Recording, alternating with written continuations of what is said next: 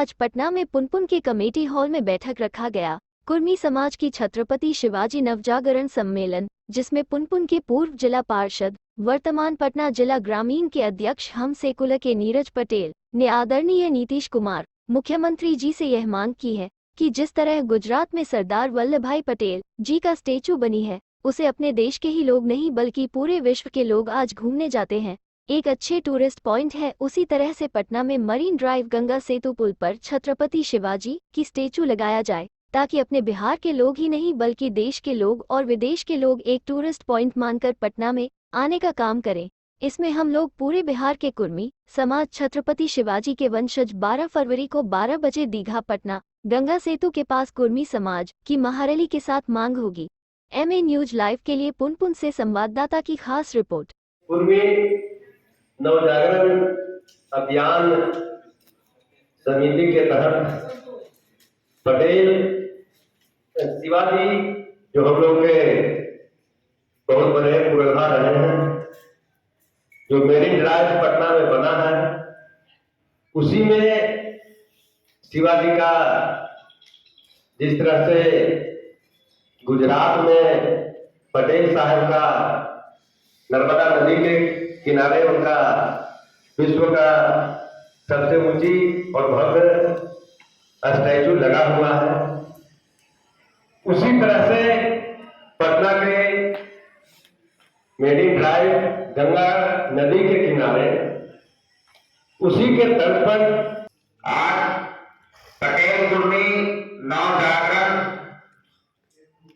अभियान मंच हम लोग के बड़े भाई अरविंद भैया जी और इस पटेल नवजागरण अभियान के संरक्षक डॉक्टर साहब और यहाँ पे हम लोग के उपस्थित छोटे भाई सौरभ पटेल जी, अध्यक्ष भूटानी भाई, उपाध्यक्ष राजकुमार जी और मंच पे सभी उपस्थित वरिष्ठ गार्जियन और सभी पे धन्यवाद देता हूँ, प्रणाम करता हूँ। और यहाँ पे उपस्थित कुछ युवा साथी, मैं उनकी अच्छी स्वास्थ्य और लंबी आयु, उत्तम शिक्षा की मैं कामना करता हूं। आज बहुत खुशी की बात है कि हम लोग पटेल समाज एकत्रित होकर एक मीटिंग आयोजन किए हैं। हमें याद है कि जब मैं बचपन था तो कुर्मी महाचेतना रैली की गई थी। उस कुर्मी महाचेतना रैली में मैं खुद बस से लगाकर गांधी मैदान में गया था और पुनपुन मसौरी से लाखों लोग वहां पे गए थे और उस रैली सफल भी हुई थी। जैसे हमारे गार्जियन आप लोग को बताए हैं कि अगर किसी प्रकार की आपको रैली को सफल करना है तो पटना जिला की अहम भूमिकाएं रहती है। इसलिए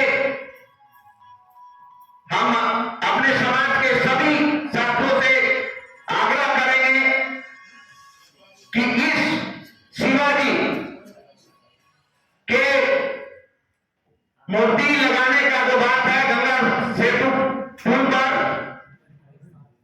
वहां पर हम लोग भारी से भारी संख्या में चले और सरकार से मैं यहाँ के माननीय मुख्यमंत्री नीतीश कुमार जी से यह मांग करता हूं कि जिस तरह गुजरात में सरदार वल्लभभाई पटेल जी की मूर्ति बनी है, जहां की अपने देशों से ही नहीं विदेशों से लोग वहां आया करते हैं देखने के लिए, उसी तरह बिहार में भी एक ऐसी मूर्ति बने जो कि छत्रपति शिवाजी को देखने के लिए अपने देश से ही नहीं विदेशों से आया करे, एक टूरिस्ट पॉइंट हो। और साथ साथ यहाँ पे उपस्थित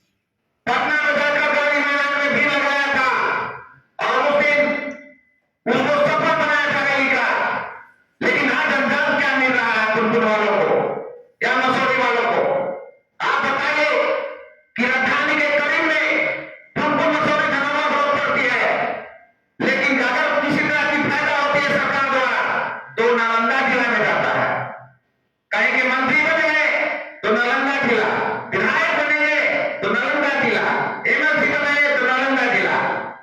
तो ये सब बात का भी आप लोग को ध्यान रखनी होगी कि अगर पटना जिला वालों को आम लोग है किस रैली को सफल करने के लिए, तो उसमें किसी भी व्यक्ति का आम लोग यहां भी होनी चाहिए।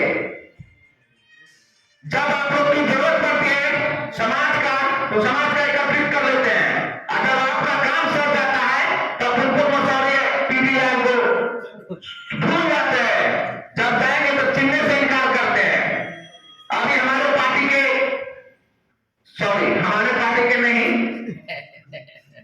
हमारे मुख्यमंत्री जी के जितने भी करीबी हैं हमारे समाज के, आप जाके देखिएगा ऑफिस में कि total A to Z Nalanda जिला के होंगे, चाहे किसी भी पद पर हो। एक सौभाग्य की बात है कि इस बार आप लोग को एक जानकारी मैं दे देना चाहता हूं कि हमारे प्रखंड में जो एमएलसी पद मिली है, वो आप जानते होंगे कि रविंद्र भैया एमएलसी बने हैं आपके समाज से। तो कोई भीख नहीं देते हैं हमारे मुख्यमंत्री जी। आपको पता है कि पिछला बिहार विधानसभा की जो चुनाव हुई थी, तो एक भी सीट नगर में नीतीश कुमार जी ने नहीं जीते थे। तब उनको समझ में आ गया कि वो आने वाला समय अगर फुलपुर को नहीं देखा जाएगा, मसौरी को, दरभंगा को नहीं देखते हैं, तो हो सके कल होकर एकदम सपा टिकट हो जाएगा। इसलिए उन्होंने एक तत्काल में एमएलसी देने का काम किए। मैं उसके लिए उनको बहुत बहुत धन्यवाद देता हूं कि कम से कम बाद में ऐसे देश से ऐसे कुछ तो ध्यान उठा गया। ये अच्छी बात है। हम लोग समाज में तन मन धन सबसे साथ है, लेकिन सौतेला व्यवहार पटना जिला वालों के साथ नहीं होनी चाहिए। ये मेरे खास करके डॉक्टर साहब से मांग है, क्योंकि इसका संचालन पूरा यही कर रहे हैं। कहीं भी हो तो फुलपुर एक ऐतिहासिक जगह है, अपने बिहार में ही नहीं, देश में ही नहीं, विदेशों में भी जाना जाता है। इसी का नाम है फुलपुर। यहाँ पर माथा भी मोड़ा जाता है, आप जानते होंगे। सभी मित्रों आए हुए मित्रों को फिर से एक बार प्रणाम करता हूँ, नमस्कार करता हूँ और ये कहता हूँ कि डॉक्टर साहब की सोच अच्छी है। अब जागने की समय हम लोग को आ गया है। अब जागिए, क्योंकि आने वाले पीढ़ी को देखने के लिए आप लोग में से कोई युवाओं की जरूरत है। इसमें आप लोग को एक ध्यान रखना होगा, चाहे वो किसी भी पार्टी का हो। अगर हमारे समाज के लोग हैं तो उसको आगे बढ़ने में मदद करने का काम कीजिए। साथ ही साथ आपको एक पता है, भूमिहार जाति की जो जनगणना हुई इस बार, वो मात्र 2% है और हमारी जाति की 2.8%। फिर भी आप देखिए, गिनती कर सकते हैं कि आपके विधायक कितना है, आपके मंत्री कितने हैं, आपके एमएलसी कितने हैं, आपके एमपी कितने हैं। इसका एक ही मकसद है कि वो राज करना जानता है, कैसे राज करे, और जिस पार्टी में रहे, कहीं भी रहता है, सीना ठोक के रहता है और सबकी संगठन को वो अपना मजबूत करते रहता है। अगर आपके गांव से नेता निकले किसी पार्टी में, तो उनको में भी ईवीएम लगा देता है, वो जीत जाते हैं। इस तरह से अपने समाज को अब सोच को बदलने की जरूरत है